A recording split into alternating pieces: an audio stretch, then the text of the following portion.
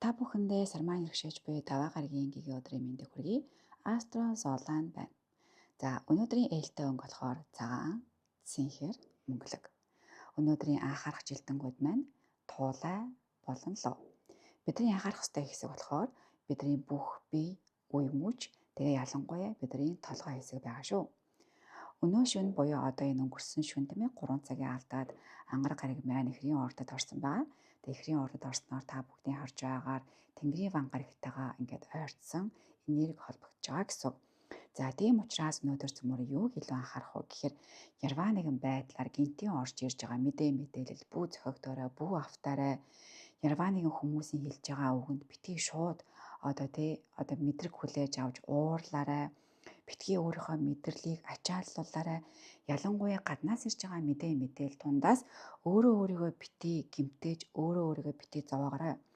Тийм учраас цөмөр яах вэ гэхээр одоо мэдээлэлээс бага зэрэг холох нь тийм үү, хэрэггүй мэдээлэл битгий сонсъё. Зөвхөн өөртөө хэрэгтэй зүйлийг сонсъё. Өшөө дээрээс нь ярваа нэгэн зүйлийг өнөөдөр бас чухалчлаад альваа зүйлийг эхлэхгүй байвал уулын зүгээр байна.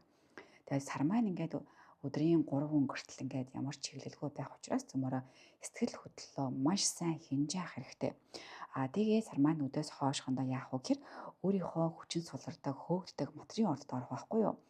За сар маань материйн ордод оронгуудаа яаж ийнө гэхээр 70 ван гарагтайгаа энэ дараа сквер үүсгэж байгаа.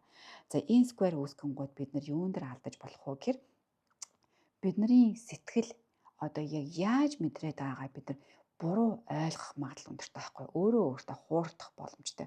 Бусдыг бас хуурах боломжтой. Тийм учраас цөмөрөө өнөөдөр сэтгэлээрээ биш ухамсараараа ажиллаж амьдрах ийм өдөр байгаа шүү манайхаа. За тэгээ бүгдээрэнд нь амжилт хүсье. Өнөөдөр ухамсартайгаар амьдарцгаая. Астро Солон байлаа.